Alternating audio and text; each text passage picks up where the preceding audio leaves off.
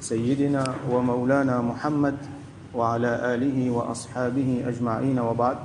السلام عليكم ورحمة الله وبركاته. Nous finissons 41e hadith rapporté par Sayyidina Khabbab ibn al-Arat radiyallahu anhu. Khabbab ibn al-Arat, c'est un parmi les premiers sahaba qui embrassent l'islam. Il est parmi les premiers 10 qui embrassent l'islam. Alors, il tient un esclave dans Makkah. Il est sorti dans une région qui s'appelle Najd. Un groupe de l'armée fait l'attaque sur la place côté restée, enlève madame, les enfants, et il est parmi les enfants là-dedans, il vend comme esclave. Donc, Khabbab ibn al-Arat, il passe la main après la main, le maître qui tient là. Donc, finalement, il y a une madame dans Makkah, il tient en vie un esclave pour travailler pour lui. Alors, il a acheté ce garçon-là, Khabbab ibn al-Arat. Et il trouve dans lui un quelqu'un qui a fait beaucoup de choses. C'est un garçon bien intelligent, bien capable. Alors, Khabbab ibn al-Arat, il apprend ce qu'on appelle blacksmith. Ça veut dire il travaille ferraille, un forgeron, disons. Ça dit qu'il fait quelque chose avec ferraille, à l'époque-là. Il fait l'épée, il fait des armes. Alors, les nouvelles, un atelier pour lui, et il travaille. Et tu peux faire ça tellement bien qu'il dit mon entier Makkah, tu peux venir pour faire des armes. Et il peut gagner pas mal d'argent. Et c'est donc sa madame-là qui tu peux gagner ça l'argent-là parce que Khabbab ibn al-Arat, il est un esclave pour sa madame-là. Et Khabbab ibn al-Arat, le temps il gagne tout ça là, il gagne dans l'époque Jahiliya, il gagne Makkah, comme a été sa quantité de corruption qui est là. Tout le temps, il peut dire un jour, ça a besoin de changer. Le type attend dans l'espoir qu'un jour, ça peut changer. Et effectivement, changement là vient avec révélation.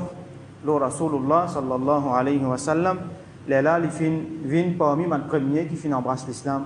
Et comment nous connaissons les premiers du monde qui embrassent l'islam, je gagne beaucoup de difficultés, beaucoup de torture. Parce qu'à l'époque-là, tu peux prier idole. Quand il entend dire qu'un monde peut suivre la religion de Muhammad sallallahu alayhi wa sallam, il peut arrêter de prier ban idole, il peut prier Allah, un seul bon Dieu. Donc, je trouve ça comme une maladie, je trouve ça comme une épidémie qui peut faner partout. Alors, je te fais une façon qui je torture ces gens-là pour qu'ils sortent dans la religion de Rasulullah sallallahu alayhi wa sallam. Et Khabbab ibn al-Arat, lui, il gagne vraiment beaucoup de torture. Les Tambanlènes apprennent qu'il embrasse l'islam, je deviens ce ban maître, ça veut dire que c'est sa madame qui t'y met pour sa maîtresse, et c'est madame là, son frère, Siba'a, qui t'appelait, lui, chaque fois qu'il vient dans l'atelier, il torture lui. Et une fois, je te prends une armure en ferraille, je te mets lui en plein soleil, il bouille là-dedans jusqu'à, il est prêt pour tomber sans connaissance. Je te viens, je te bats lui, je te torture lui jusqu'à lui perdre connaissance. Souvent, je te fais ça. Alors, Khabbab ibn al-Arat lui racontait, il dit qu'une fois, je te mets la braise, je t'installe la braise, et après, je te pose l'îlot là. Toujours, quand je te peux faire, je te banne, torture, je te dis à lui, quitte l'islam, quitte la religion de Rasulullah, de Muhammad sallallahu alayhi wa sallam. Qui sont là qui est plus grand? Lat avec Uzza, qui sont là ça? Lat avec Uzza, c'est des grands idoles qui banna tu peux prier. Qui sont là ça? Là, il dit ça, Lat avec Uzza, c'est des statues idoles qui ne sont ni tendées, ni capables de faire rien, qui ne sont pas faire rien pour eux. Moi, je prie Jésus, Allah. Donc, je continue ton tuer et je te mets l'île sur la braise là. Il dit, sur la braise là, il souffle sur les deux, jusqu'à qui, sur la chair, sur la graisse, il commence à couler. Sur l'écho, sur la chair, sur la graisse. Déjà, il n'y a pas de gros dimon, il y a un dimon assez mec. Ça, la chair là, ça la graisse là, il coule sur la braise là, jusqu'à l'intérieur la braise là. Alors, ça a été torturé là, ça va là, tu peux passer. Sa madame qui tu mets pour lui là, lui souvent quand il peut venir dans, il peut gagner beaucoup de colère, quand il peut dire qu'il Khabbab pas peu prier les autres banidol. Alors, il vient dans l'atelier, il prend ferraille chaud, ferraille bouillante, comme on nous connaît, qui met dans du feu jusqu'à l'ivine rouge là, pose ça sur la tête. Ça tu peux faire lui tellement du mal, du tôt, jusqu'à il peut perdre connaissance avec ça. Mais si tu peux le plaindre avec Rasoul sallallahu alayhi wa sallam, et Rasoul sallallahu alayhi wa sallam, tu peux faire droit pour lui. Ça, madame là qui est arrivée, après, il commence à gagner une qualité maladie sur la tête, une qualité douleur. Comme un texte mentionné, les types bien y aller comme un lycéen. Tellement tu peux gagner douleur. Et là, qu'est-ce que tu peux bien faire? Les temps, il y a quelques bandits pour guérir. Maintenant, il y a bien faire une affaire qui s'appelle cotérisation. Ça veut dire bien quelque chose, bien mettre salaire là. Bien brille ça quelque chose là pour lui bien. Alors, tu peux bien, pour que madame là ait un soulagement, tu peux bien prendre ferraille chaud, mettre sur la tête, attacher ça. Et que ça, tu peux faire ça, sur esclave, donc Khabbab, tu peux bien faire ça pour lui. Et finalement, Rasoul sallallahu alayhi wa sallam, il envoie un peu de sahaba, tellement qu'il y a un problème, il envoie un peu de sahaba, Khabbab parmi là-dedans, Abyssinie, l'Éthiopie, côté An-Najashi, le roi Négus, qui tient chrétien, donc qui n'a accueilli un musulman. Donc Khabbab bin Ali. Et sa madame qui se met là, il n'est pas capable de faire rien pour empêcher lui, parce qu'il est même malade, donc il est dans l'état assez sérieux. Donc Khabbab bin Ali, il fait hijra vers Abyssinie. Le temps il fait hijra vers Madina, je suis sorti là-bas même, je suis allé dans Madina. Et donc Khabbab ibn al-Arat, il est un jimoun qui apprend le Coran, il enseigne le Coran, beaucoup. Et il fait une intégrale dans l'époque Khilafa de Sayyidina Ali, radiyallahu anhu. Les temps qui arrivent sur le dernier jour, il est bien riche. Allah fin donne beaucoup d'argent. Et c'est mal ici en même temps bien généreux. Sur l'argent, normalement quand un jimoun est dans l'argent, qu'il fait, il garde une place sécure. Les autres jimoun n'ont pas accès.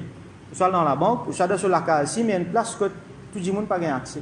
Lui, ce qu'il peut faire, il peut garder ça, quand c'était l'argent, il tient là, il garde ça dans sa pièce sur la case là, que tout le monde allait venir, quand il recevoir du monde. Et ceux qui ont envie, ceux qui besoin l'argent, tu peux prendre, tu peux aller. Tu peux gagner permission pour prendre pour aller. Du monde misère qui a besoin l'argent, venir côté Khabbab, prendre l'argent, aller. Donc, ça c'était quelques mots concernant Sahabi qui rapporte ça, hadith là, Khabbab ibn al-Arat, radiyallahu anhu. Donc, il dit, qala, shakawna ila rasulillahi sallallahu alayhi wa sallam. Nous, final, get Rasul sallallahu alayhi wa sallam, pour nous n'allons plaigner, nous n'allons faire complainte avec lui. Je peux subir ma torture. Je n'allons get Rasul sallallahu alayhi wa sallam, je n'allons, comment dire, plaigner avec lui. Et Rasul sallallahu alayhi wa sallam, quand il était, wa huwa mutawassidun burdatan lahu fi dhillil Kaaba. Les tu prends sur burda. Un burda, c'est un châle carré qui, en arabe, tu peux mettre. Je te mets l'île aux autres comme ça, pour empêcher de gagner frais. Alors, il prend burda là, il met en bas sur la tête, sallallahu alayhi wa sallam, il appuie côté Kaaba. Il peut reposer dans l'ombrage Kaaba. Donc, ben là, il a je n'ai plein avec lui. Il y a une autre riwayat mentionnée qui, je dis, wa qad laqina min al-mushrikina shidda. Je dis qu'il ban mushrik peut faire nous beaucoup de difficultés, peut faire nous beaucoup d'ito, peut tuer nous. فقلنا alors je dis nous fin dire Rasul sallallahu alayhi wa sallam ala tastansiru lana ala tad'u lana ya Rasul Allah est-ce qu'il ou pas pour faire doigt pour nous est-ce qu'il ou pas pour dire Allah l'aide pour nous pour qu'il nous vienne victorieux et là nous besoin comprendre comme Mankin explique hadith mentionné je pas typer là-bas pour le plaigner parce que souffrance là trop beaucoup les autres non je pas le plaigner parce que je suis fatigué non je pas le plaigner pour gagner une tranquillité non je tracas qui tu étais. Qu'est-ce que je demandais là? Allah tastansiru lana. Est-ce qu'il n'y a pas pour dire Allah victoire pour nous? Je tracas qui était qui Allah donne-nous la victoire, et Allah nous répand le message de l'islam pour tout. C'est ça qui était je tracas. Et là, dans ça, l'état tu es là, je ne suis pas capable de faire presque rien. Faqal, Rasulullah sallallahu alayhi wa sallam répondit. قد كان من قبلكم يؤخذ الرجل فيحفر له في الأرض Finena parmi bandimoun avant eux, ban qui tu prends eux, tu fouilles un trou, tu mets eux dans sa trou là. Fayuj'alu fiha, donc fin mettre eux dans sa trou là. Thumma yu'ta bil mi'shari. Après fin prend la scie, fin prend la sort. Fayuda'u ala ra'sihi fayuj'alu nisfayn. Fin passe ça la sort là sur la tête, jusqu'à une coupe en deux. Ça dit moun qui n'a iman. Donc avant comment nous les a trouvés dans les autres histoires qui racontaient dans hadith. À cause de iman, ça dit mon là, hein, nous vous rappelez les histoires, c'est un jeune garçon qui t'apprend avec un moine, un ahlullah, et qui t'y vient tellement fort qu'il final challenge les rois. Donc, tu fais, tu prends la scie, avec sa moine avec qui il s'apprend là, tu prends la scie, tu coupes en deux. Alors, pas juste ça, plusieurs gens qui finissent faire leur iman, finissent passer dans sa punition là. Donc, Rasul sallallahu alayhi wa sallam raconte tout ça là. Wa yumshatu bi amshatil hadid. Madouna lahmihi wa azmi. Et là, fin prend ban pain en métal, en ferraille. Fin passe ça aux autres, fin tire la peau, fin tire la serre, fin résiste les os.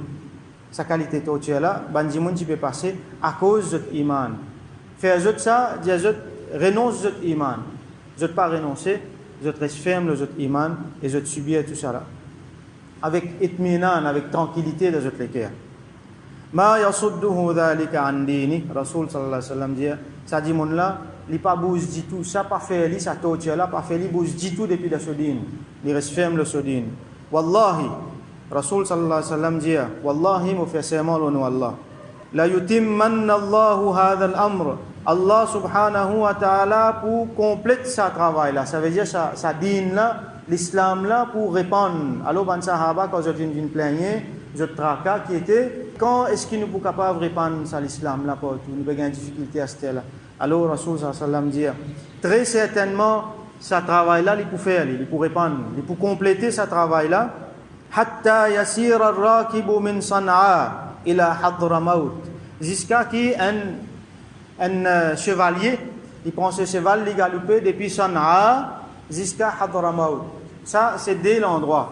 Dès l'endroit dans Yémen, hein, si nous suivons l'actualité Yémen, ça va dernier jour là, surtout avec la guerre, tout ça là, nous trouvons une map, côté là, ça déplace là-dedans.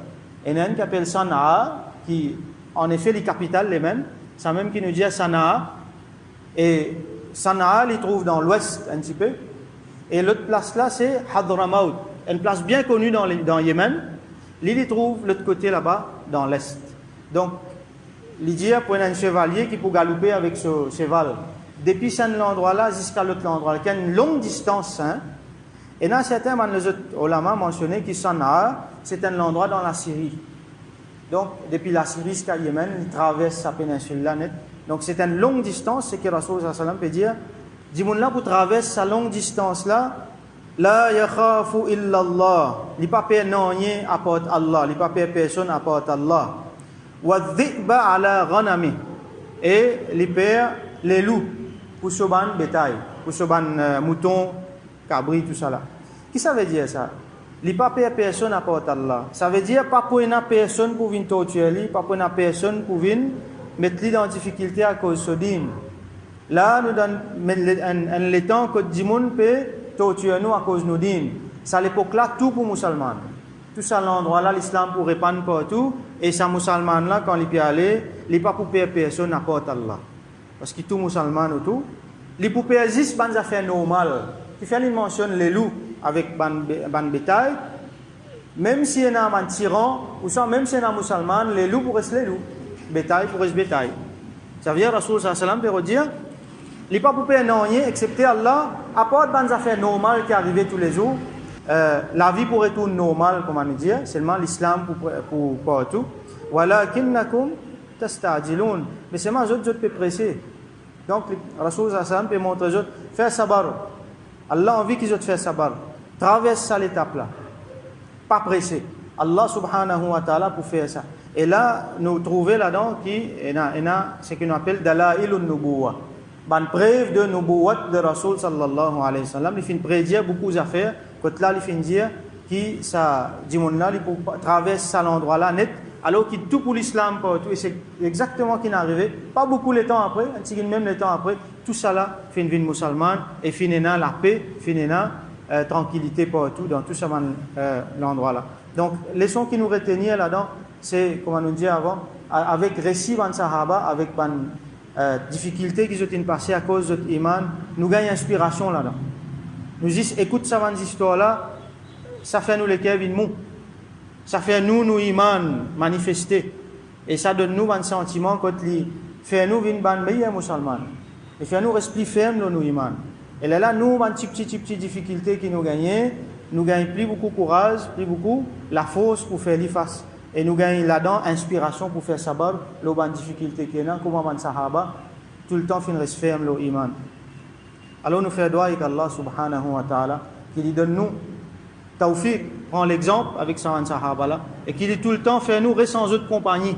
Comment? Quand nous tout le temps rappelons les autres, nous tout le temps gardons muhabbat avec eux, nous tannons les autres bonnes histoires, et qui lui donne nous compagnie, les sahaba, après nous l'amour. Qui les réunit ensemble avec les sahaba, avec Rasulullah sallallahu alayhi wa sallam, dans Jannatul Firdaus. Wa akhiru da'wana anil hamdulillahi rabbil alamin.